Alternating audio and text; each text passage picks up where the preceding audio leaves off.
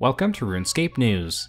So I don't waste your time, I won't be covering the new raids weapons because I already covered them in a video I already made. The link is in the description if you want to see that, but the rest of the update I'll be covering here.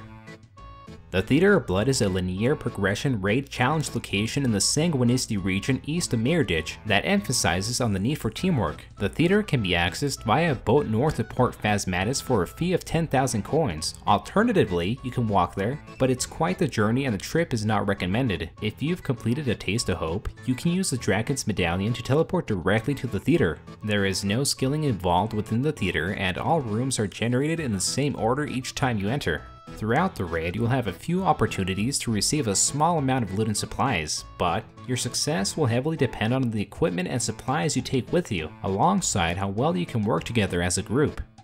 The maximum group size allowed to enter the theater is 5 and has been balanced for a group size of 3 to 5 players. There are multiple challenge rooms that contain difficult to defeat monsters, bosses, and creations that eventually lead up to an epic boss challenge like nothing ever seen in old school RuneScape.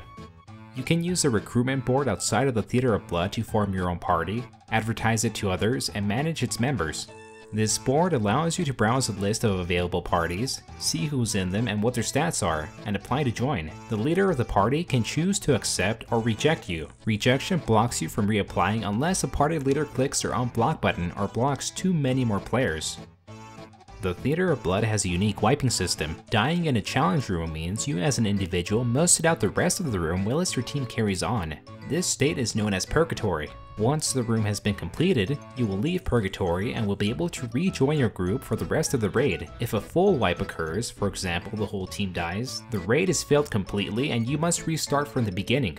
It's important to note that a failed raid is not considered safe, and any lost items will go into the gravestone system like that of Torfin's, with a gold fee of 100k to retrieve your items. And while a single death during a challenge room doesn't end the raid, any death within the Theater of Blood will cause a hardcore Iron Man to lose their status, reverting them to a regular Iron Man, even if the player is redeemed from Purgatory at the end of the wave. The number of deaths incurred will reduce the quantity and quantity of your loot, including your chances of obtaining a unique reward, an elite clue scroll, and the pet. These rewards will only be awarded after killing Lady Verzik, the final boss of the raid. In order to maximize your potential loot, you'd be wise to ensure all party members are participating. You'll find that once you're within the theater, normal teleports will not work. In order to escape, you'll need to purchase a device from the mysterious stranger who can be found lurking outside of the Theater of Blood entrance. Also, keep in mind that logging out during an encounter will be treated as a death, including the loss of Hardcore Iron Man status. Upon logging back in, the game will attempt to put you back with your party. If it successfully realigns you with your party, you'll be placed into Purgatory as though you died in a fight, and you'll stay there until your other party members finish that encounter.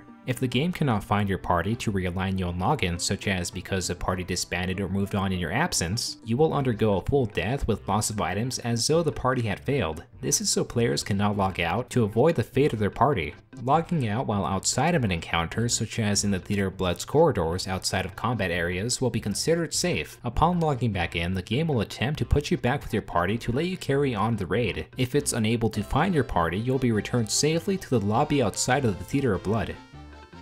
The theater entrance offers an option for spectating other parties for those of you not already in a party. Players may name a player who they'd like to observe, or may select recent party, which will show them a party that formed recently. These options are also available from Abigail, a Mauritanian refugee who hangs out at the Grand Exchange and lives in Lumbridge. She also serves to explain Mauritania and the Theater of Blood to players who are unfamiliar with the lore. And in order to spectate, a player must be free from poison or disease, have an empty inventory, and nothing equipped. Vials of blood are obtained as a drop from the Theater of Blood. They are used to charge the new weapons and act as a base instead of a vial of water when creating the new Bastion and Battle Mage potions. A Bastion potion acts as a super defense potion and a ranged potion combined. This requires a vial of blood, Candentine, and wine of Zamarok, while a Battle Mage potion acts as a magic potion and super defense potion combined. This requires a vial of blood, Candentine, and a potato cactus. Both potions require level 80 Herblore to make and grant 155 Herblore experience upon completion. There's also a new cape that is entirely cosmetic that you can receive after completing the Theater of Blood 100 times and change the appearance upon 500, 1000, 1500, and 2000 completions respectively. Hey guys, so I'm going to be taking a break from the news videos for now because it's not really the content I want to be making. It clutters my channel, it lowers my audience retention, and I kind of want to be making some timeless content maybe from a year or 2 years from now. Maybe one of the videos I make might still be relevant, but currently as it stands, these are kind of a bit just killing my channel. I might come back to them. I'm not saying I'm quitting them, but I just want to take a break and try to experiment. And if you'd want to unsubscribe, I understand completely because I don't really want to make these kind of videos anymore. And if that's what you want from me, I'm sorry. I don't think it's good for what I'm trying to achieve. I hope you guys understand. And, well, I guess this has been my 50th episode of RuneScape News. No, it's June. Is it June? Yeah, June 7th, 2018. Thank you for watching.